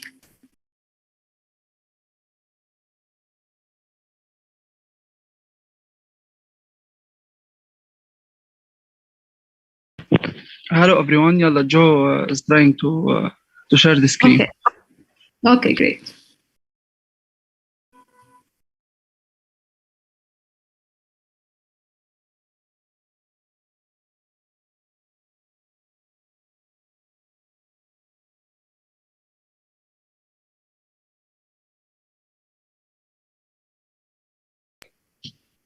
We are really so sorry, but he is trying to reconnect because of the connection here. Just in 2 minutes he will join, and we'll start the presentation. Okay, great.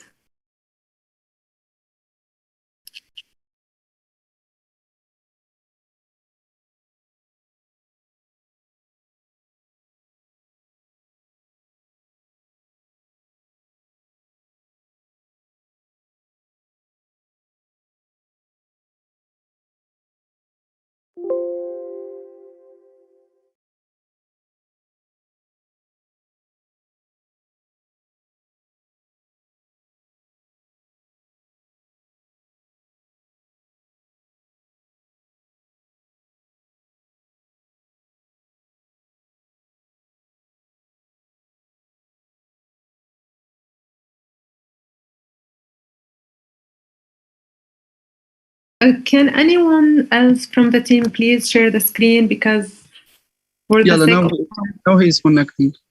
Okay, great. We are really so sorry. No worries at all.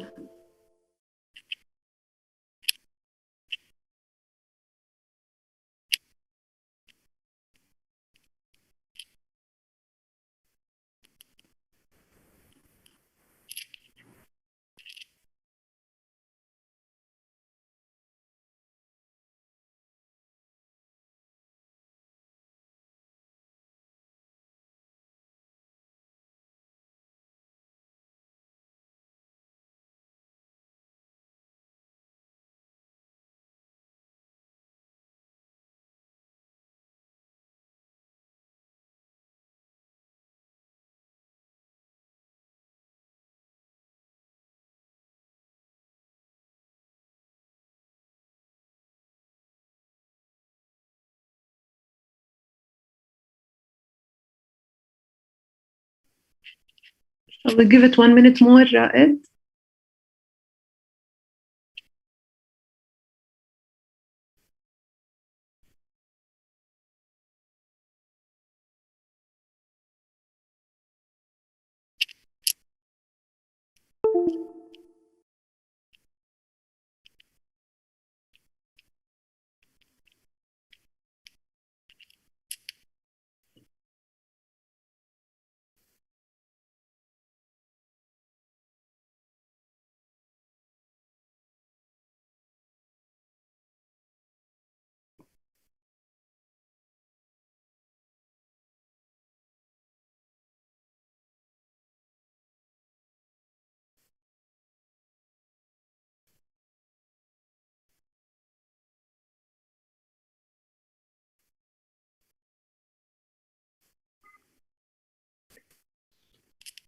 I'm sorry, team, for asking again, but will you be able to make it? I am really so sorry. He is trying to join the session. And actually, I don't have my laptop here, so we depend on him. He will share the screen and will start the presentation. Okay.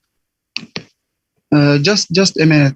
Amjad, we are really so sorry, but this is here we are in Lebanon. Okay, no worries.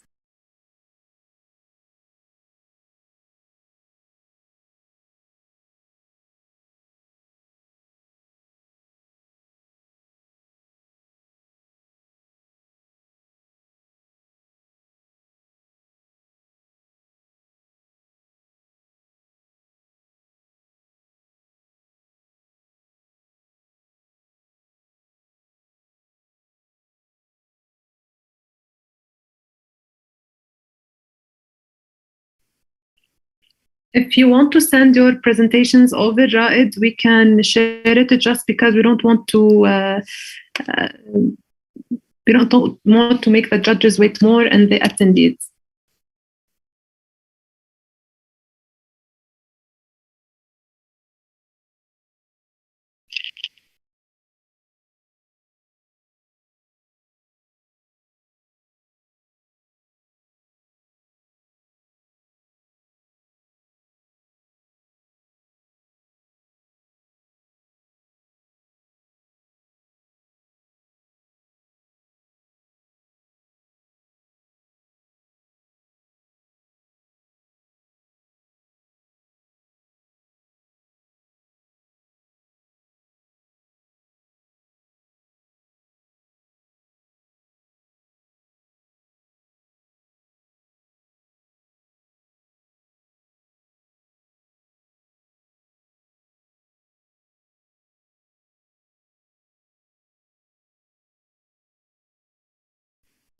I think Joe is here.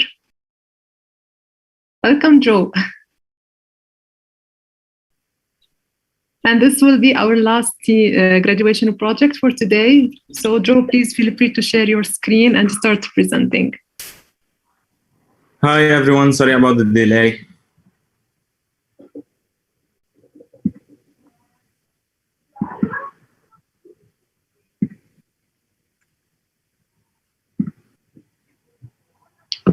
Okay, so can you see my screen? Yes, all good. All right. So good afternoon, everyone. Today I'll be presenting on my team's behalf our intelligent firefighting system. Before we start, let me introduce you to our beloved team. So this is our team: Nancy El Fatairi, Raed Diab, Christopher Khoure, Hussein Mansour, Vivian Tame, and myself. Having witnessed the terrifying impact wildfires have been causing, whether on the economical, ecological, or most importantly, the humanitarian front, our team's last trigger was the fires that went through Akkar's nature and almost got to the town's houses. We had to do something. That's when we came up with our intelligent firefighting system. To make statistical sense of the situation, of the gravity of the situation, here are some statistical numbers. Average of 62,805 wildfires occurs annually, which amounts to around 7.5 million acres of lands being impacted. Not only that, this statistics has been getting worse annually because of climate change. Economically, in 2017 alone, the Australian government spent more than $3 billion on wildfires, not including costs of preparing equipment. Just imagine. So I think by now it's evident why we're aiming to control these fires in their early stages with our advanced approach. So what is that approach, you might ask? Well, here it is. Let's consider our forest area. Thermal sensors will be deployed in the forest area to cover the necessary surface area. Drone stations are going to be proportionally distributed with respect to the forest area. The drone stations will provide the firefighting drones with a base to recharge and fill up their tanks. Devices are going to be connected to the main cloud as IoT devices using 5G technology or older technology if it's not available. So when a fire starts, what happens? When a fire starts, sensors detect the fire in its very early stages, which is crucial.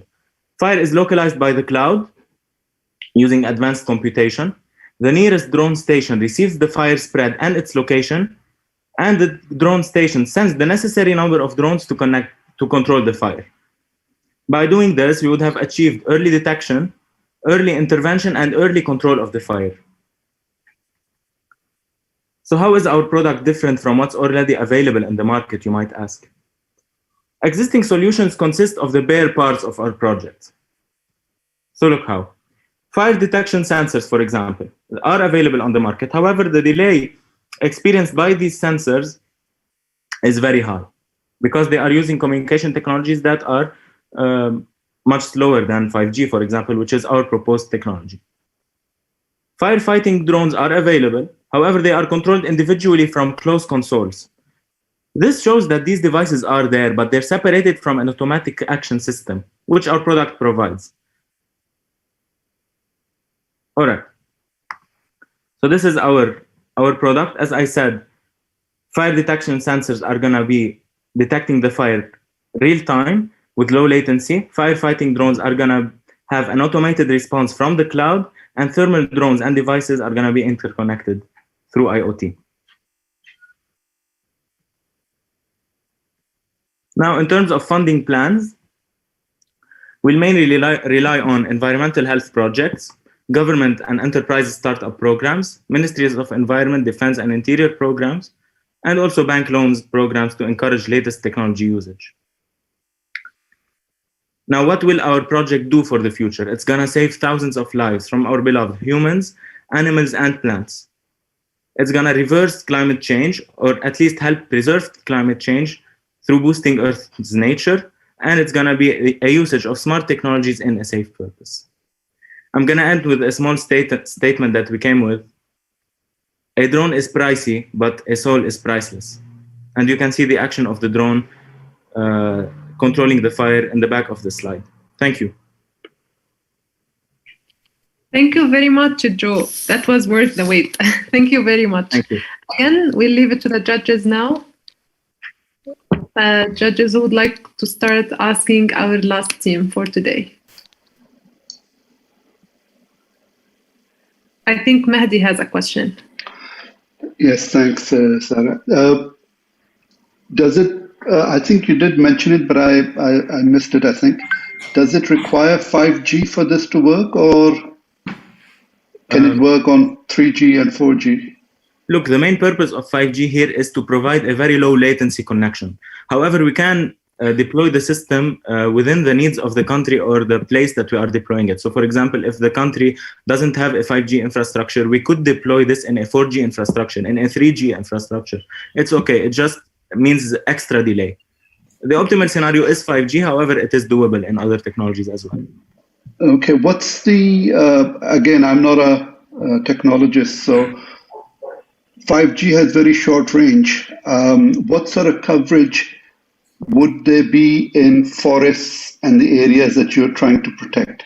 Yeah, 5G. I can understand there being good coverage in cities and urban areas, but in forests and rural areas, what is your expectation of the 5G or 4G or 3G's coverage? Yeah, so basically this is the, as I mentioned, this is not the main focal point of our technology. However, this is the connecting technology that's going to connect everything together. So we're going to rely on the country's infrastructure. So let's say we are deploying in Australia and they have an infrastructure of 4G. Of course, they might have to develop the infrastructure to reach more range and to reach the fire where there is no, basically there are no devices that are connected there. But we're going to use the country's infrastructure, basically. So if there's 3G, we're going to use 3G. If there's 5G, we're going to use 5G. However, just like you mentioned, even if 5G is limited in terms of coverage distance, the technology is far advanced. We have millimeter wave 5G, and we have algorithms that have ensured that 5G can be widely deployed. Thank you. Thank you, Mahdi. I think Gabriel has a question, if I'm not mistaken. I don't have a question. I have more a comment, actually. This is interesting. This is really interesting. I just noticed, actually, that we are evaluating ideas, not products. So the idea behind this is very interesting, and I'm not sure.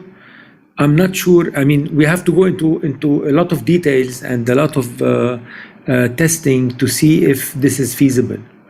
But the idea of having early stage notification systems using high speed connectivity is really interesting, and the fact that the drones can be controlled and can achieve some very precise actions on the fire is also quite interesting. But this is still an idea, yeah, and as such, I find it very nice. And I don't have questions, okay?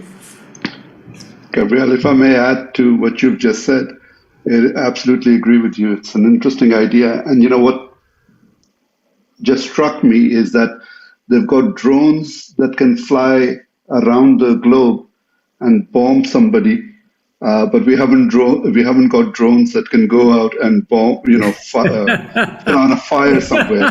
It's amazing. It's amazing. Yes, they cannot fight fires, but they can drop any bomb anywhere. Absolutely. Yes.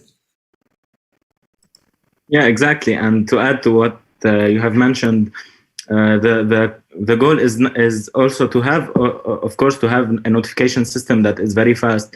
But the ultimate goal is to have an autonomous system. So these drones are going to fight the fires without human intervention, which make the process even faster. So that's quite interesting. Yes, it makes the idea more of an idea.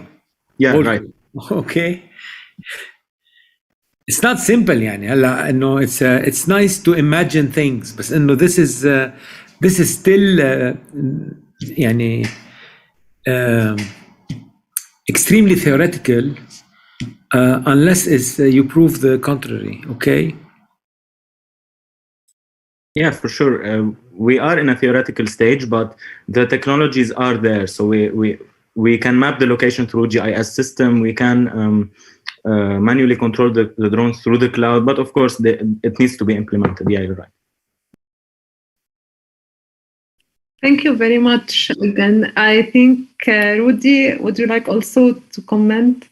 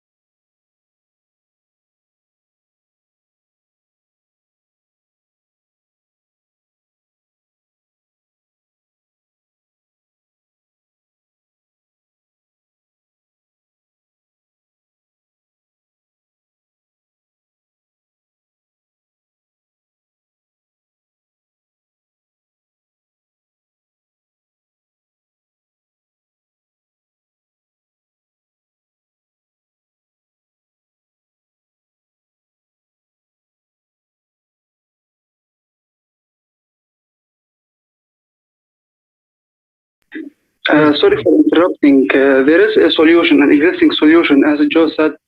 The sensors are implemented and the drones are implemented, but our main purpose is to connect them to work in an automatic system. So this is our main point of the project, so that we will not need the response from the human. It will be automatic from the sensors.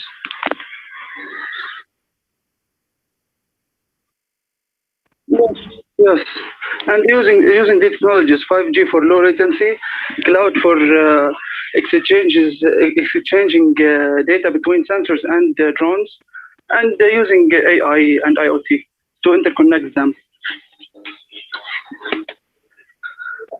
Yeah, and to add to that point, the interesting part of the project is that these technologies are available. So they are tried, they are tested.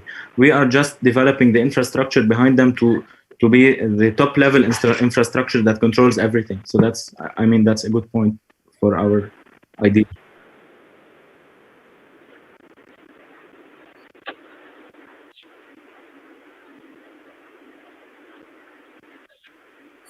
Yes, the sensors are implemented and the drones in an existing solution, but we need to interconnect them.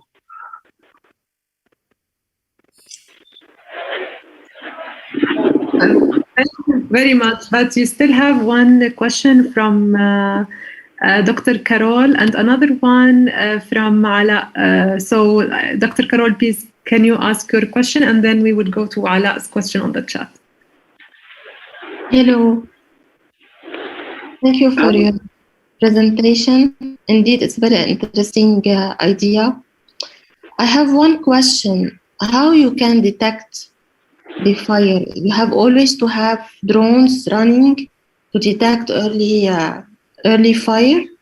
No, drones are implemented in the stations, and the sensors will detect the fire and send a response by the cloud to the station. And the cloud will localize the nearest station, and the station will send the necessary number of drones. So you have to implement an infrastructure of sensors? Yes, but they were implemented.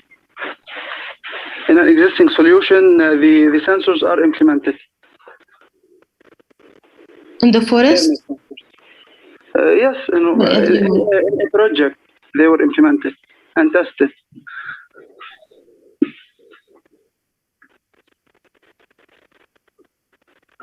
I'm thinking about a large forest like ours in Lebanon, where they are not it's not easy to access them, to implement sensors. How you can do it? Yeah, look, for that point, there is a big flexibility within the project. So you might aim for a very, very detailed and very accurate perception of the fire location. So you might, for example, put a density of sensors of a very large number of sensors per 100 square meter, for example, or you could space them out. So if you don't want to splurge a lot on cost, you could space them out. Of course, you would sacrifice a lot in terms of accuracy, but you could find the balance that you need in the country. So this is a case-by-case scenario, I guess. Okay, thank you. Good luck. Thank you. Shara, can I ask a small question? Sure, but we have Ala as a question on that chat. Oh, sorry. Yeah, sorry. Yeah, Ala is asking if the team is planning a POC of the firefighting system. So, team, would you like to answer this, please?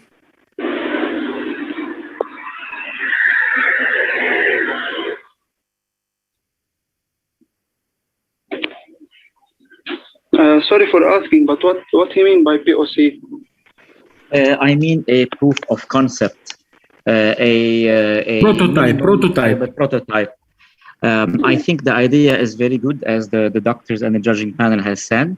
I think it's you need to move a little bit beyond being an idea and just a slideshow. Obviously, drones are expensive, yes, we know, but a software is not expensive for you guys to implement and at least simulate in a simulator. The relationship between the sensors, the analytics, and the drones. So I think if you do a POC, even without the drone, and you can prove the accuracy of a sensor triggering an output, even for human rangers to go and turn off the fire, even for normal helicopters to go and turn out the fire, this will be a very good starting project that I would think people would jump on funding. But are you planning to do a POC, or are you just, what's your next step? All I see is slides. Yeah, in terms of next steps, I think it's important that you mentioned a proof of concept. Our goal was to try something in simulation. So, for example, you would try simulating the action of the drone, or maybe simulating a notification system first to try and test the accuracy of the sensor, just like you said. But of course, the first steps of the next step would be trying to prove that our concept is feasible in terms of connecting an interconnection of a network of sensors and testing their location.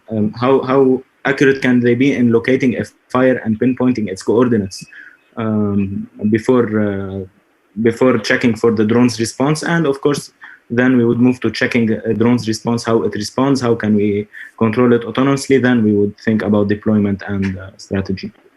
Yes, my advice is start your version 1 without drones. Start your version 1 with the sensors and the software and the regular dispatchers, and you will have a good nucleus for a startup that will get funding. Work on a minimum viable product, work on your feasibility and your cost, and investors will be interested to hear your pitch. Thank you so much. Thank you. We will. Hi Joe, and Raed, basically. Yeah. Sorry. Yeah, basically, I was involved with a company that dealt with drones, fire detection, oil slicks, and different stuff. It's called NAR. I don't know if you guys heard of it before. We developed the idea back in university. I went out because I went into cybersecurity. Fortunately for the guys, the company made it to Forbes 30 under 30, and it became one of the best drones company to detect fires in the world. My only concern and my only advice to you guys, this is a huge thing. If you can just put the sensors out there in any place, just move, put the sensors, prove that you can detect a fire, this idea will be huge. And let me tell you something, it's even better than NAR. The concept that you have visualized here is better than NAR and more advanced. Immediately, just put those sensors somewhere and try testing it as a viable detection, because instead of turning down the fire or fighting the fire, prevention of the fire should be the make, and everyone will jump on it. It will become a prevention thing. 100%. It's a huge idea. You cannot imagine how much I'm stressing on it. Go right now, get some sensors, put your brains to work, get your coding skills on, and just work on a POC for the detection, because this will be huge in every single country in the world and people will jump on you. Thank you. Thank you. Yeah, that's the goal. The goal is detection before prevention. So if you can detect, you can prevent, and you can control the fire in its early stages. So we need to move in steps, but the ultimate goal, of course, is to stop the fire. Thank you very much, everyone. I think we have a pool of great ideas as graduation projects. We are done for today with our teams. I would like to invite the judges to the breakout room where they can agree on the name of the winner for today. Once again, thank you very much for all the teams. You did simply great. Very well done. Thank you.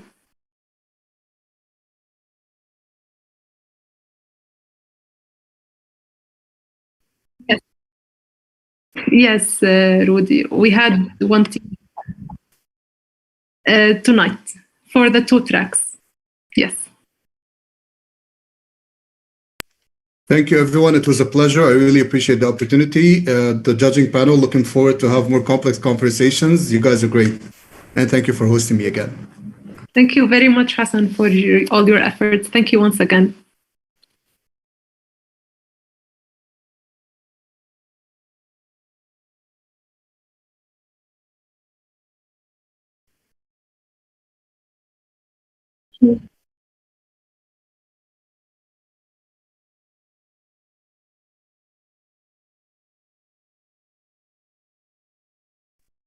Thank you, Rudy. Thank you. Much appreciated.